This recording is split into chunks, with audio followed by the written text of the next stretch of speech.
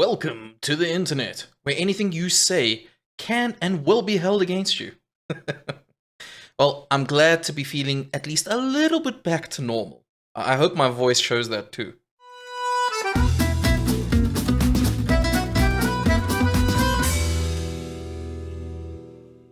So my first disclaimer for the day is that the game we are reviewing today, I actually got a review copy for. So yes, at the time of this release, it should be one of the first reviews out there.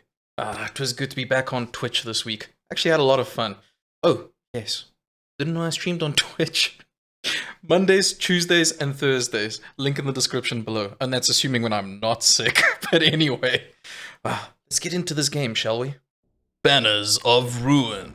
So I know we featured something very similar to this not so long ago, but this game is a card builder roguelike RPG. Yeah, you heard me right. RPG elements of it too. The default version of the game has you starting off with 2 characters, which you can recruit more later, each of which starting with their own unique name, their own assortment of weapons and armor, and some traits. What makes this game roguelike? Well, if any of your characters in your party die, they're gone forever. There's no reviving them, there's no picking them up at a later stage, nope, they're gone, done. And of course, if all your party members die, you start from the beginning.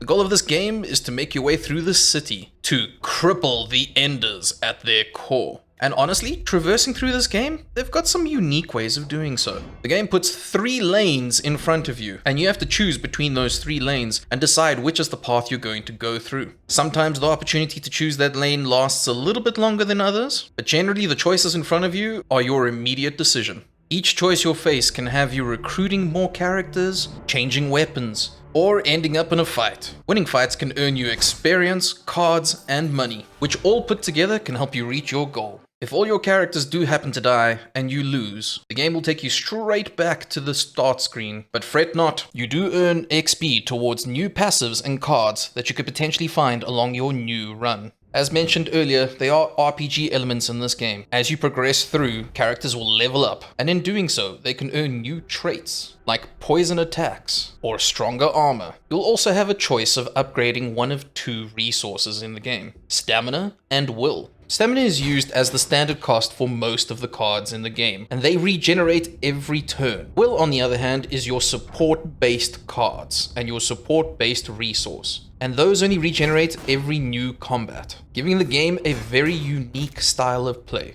Every weapon in this game has its own unique ability as well, so juggling which character and which traits work well together with which weapons can be quite the task. Another important element of this game is positioning. You have up to 6 slots to juggle with. Out of those 6 slots, there are 2 rows and 3 columns. They generally refer to the rows as lanes, and the columns are referred to as ranks. And this is actually quite important to note. The first units that usually get attacked are the ones in front. In normal instances, they cannot reach the units at the back, so positioning is key. However, there are certain enemies that will attack an entire rank or lane, so you need to keep an eye out for that. The art style and the animation is okay. I enjoyed it, it's alright. The general visuals are very pleasing though, with dark environments, making you feel like there's danger around every corner. But where I felt the game truly shined is with its music. The music can set the tone for battle, where you feel either desperate or inspired to get into the next fight. Or while you're traversing down the passages, there is an element of intrigue. You never know what's quite around that next corner. And honestly, this game has a lot of complexity to it. There are a lot of status effects, like poison, bleeding effects, and weapon damage matters. Even the different races of animals have their own bonuses. Sometimes it's a bonus to have different types of animals. Sometimes you want the same set of animals to be near each other. Right, so now that we got the basis of the game out of the way, who is this game not for? Well, if it wasn't obvious at first, this game actually is quite complex to start off with. It can be quite overwhelming when you initially begin. But I must be honest, it didn't take me too long to get the hang of it. If you enjoy making strategic and on-the-fly decisions, this will probably be a game you want to pick up. Each time you earn new cards or traits, you might end up having to change your entire playstyle. But if all of this sounds a bit too daunting, well, probably not your game then, is it? So, on a personal front, the world actually seems quite rich with story. On face value, there seems to be a huge underlying story here, and I actually want to know more about this. There were times that I started to get attached to a lot of these characters too, and I ended up getting quite sad when one of my characters died. Most of the roguelike games I play, when I lose, I'm ready to just get into the next battle. At the back of my head, I'm going, yeah, it's designed to be roguelike. I'm meant to lose several times and then get back in there stronger. But with this game, I felt a genuine bond with each individual that I lost. So it makes it even more devastating to have to restart. There just seems to feel like there's so many different types of combinations. I even ended up with one character who was the sole survivor, and anytime he got a partner, they ended up dying. He started every fight with high amounts of armor, and he even gained more armor every turn. And while he didn't initially put out a lot of damage, his strong point was that he would passively put poison on all of the enemies. So I ended up with a character that just was this massive tank that poisoned their enemies to death. Honestly, I believe this indie dev has done a fantastic job with this game, and I was totally surprised with how well polished it actually is already. I don't normally review early access games, but I'm quite happy that I did in this case. I'm interested to see the future developments and see where this game ends up. And yes, I am totally addicted to the game.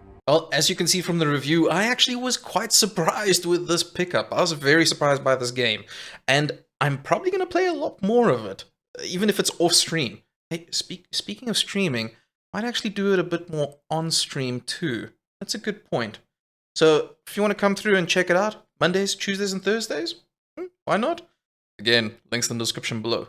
Oh, and if you like this video, YouTube things, guys, like, subscribe, hit the bell. You know how it goes by now. And I know I say this all the time, but seriously, guys, if there's a particular game you want me to check out, review, play, or if you just want to comment on this video and tell me what you thought about it. Maybe you like the game, maybe this isn't your style, maybe this is exactly what you've been looking for. Let me know in the comments below, guys. But that's about it for this video, guys. Until next time, see ya. Was this open? Yeah, just open. I'll stay by. Sweet. Did you get that commendation as well, Jen? Yeah, you did. Yep, I did. Ooh, That's huge. Try not to explode anything. That's a lot of cakes. Yeah, keep the cakes last. Yes. Okay. Look at the mermaid gems.